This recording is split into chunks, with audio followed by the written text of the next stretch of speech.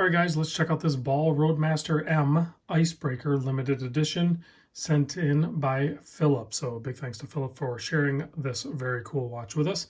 Let's get right into it. You are looking at a 40 millimeter case, lug to lug at, which if you look, the lugs actually kind of end right there. So they're like 44 3/4. You have the fixed end links there. I didn't measure that, so let's do that real quick. 54 millimeter if you count the extended links on the end, but they curve down so dramatically. I mean, don't get too hung up on that 54 millimeter. It's not 54, it's not 54. I just wanted to share that with you. 12.2 thick, which is another thing I really wanted to point out, because even on their website, I think they call it like 14 thick, but I think they're measuring all the way up to the date magnifier.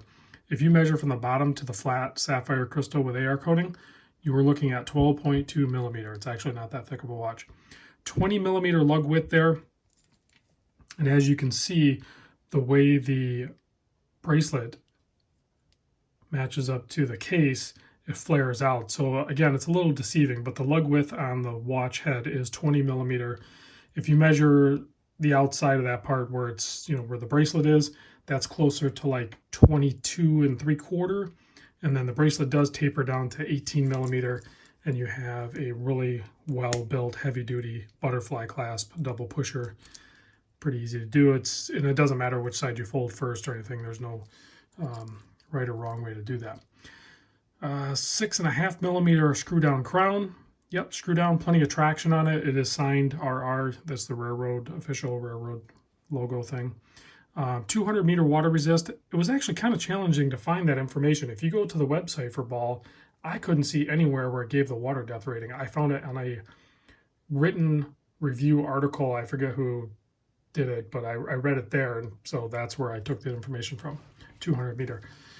This one is number 728 of 1,000. There's only 1,000 of this variation. There are other models and colorways in this case shape and this formula. Some of them have the Arabics, some of them have like this, but with a blue dial. But this is number 728 of 1,000 of this one. 904L stainless steel, so it's not 316. I know, I'm trying to think, I was in a live stream or something like that.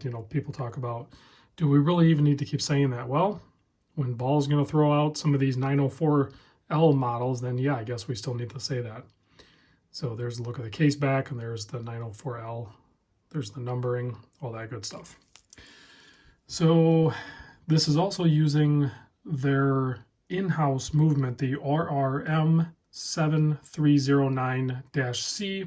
It is an in-house COSC movement that, quite frankly, I'm shocked that Ball doesn't blast more of that information. Actually, I don't see a ton of Ball watches and ads and everything like that.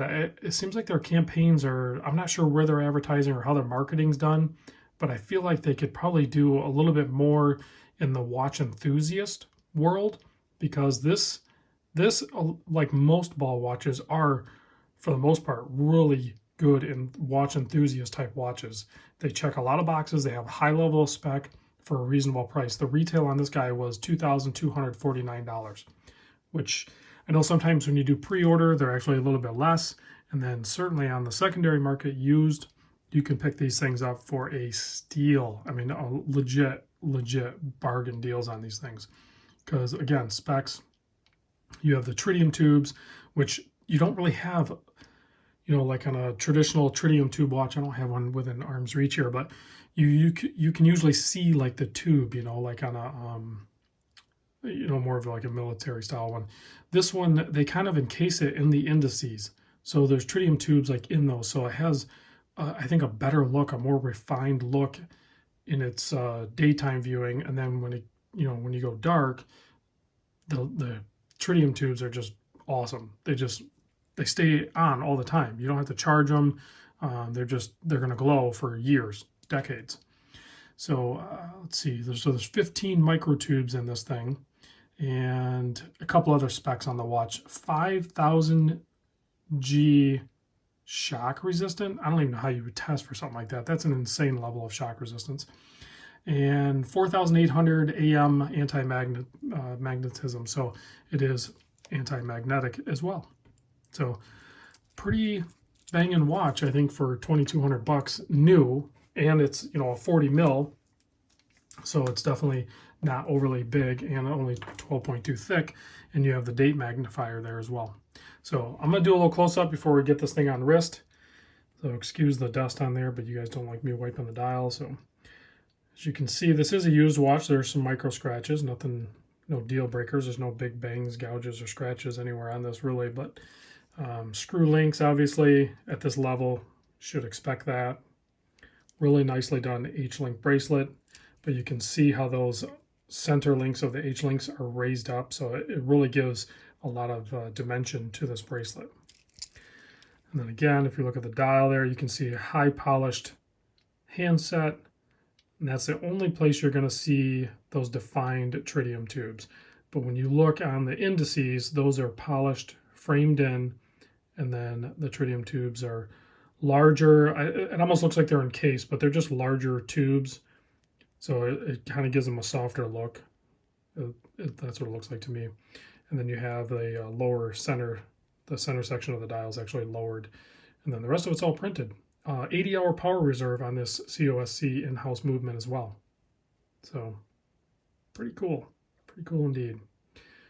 All right, let's pop this thing on wrist, and then I'll try to do a lume shot. I'm gonna shut the lights off, and then I'm gonna shine the UV light at it so you'll be able to see, because what they do is they'll do different color tubes so you can differentiate the 12 to the rest of the indices. But you can see on my 7 1/4 inch wrist, this watch is the perfect size. I think the spec, oh, check that out. Sidebar, I need to do the video on that, but that's the alarm on this Citizen bullhead.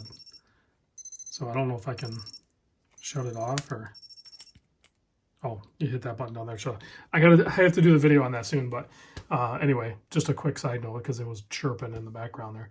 So, but you can see this thing just looks, wears great, and then on the website it did say, I think the weight with all the links is like 180 grams, so it actually has a really nice weight to it as well. You know, you start getting 200, now it's kind of heavy, so 180 is like a really good sweet spot for a steel watch, automatic watch on wrist. It's like a perfect weight. All right, let's kill the lights and try to do, I think I'm gonna do this one. Yeah, actually I don't even know if I need to kill the lights. So you can see the indices are green, and then it looks like orange or yellow up there at the 12, but let's kill the lights and try it. I have to try to get like different angles and stuff so you can kind of see it. But so yeah, you can see, I mean, my eyes are already adjusting to it, and I know you can see it in the camera probably, but it's hard for it to focus with other things. But there you go, you can see. I mean, once your eyes adjust to the total darkness, it's legit. That's how good you'll see it. It is very bright once your eyes adjust to total darkness. And then, so it's all green with the exception of the 12 o'clock is going to be an orange tritium tube. So thanks for watching, guys. I'll catch you on the next vid.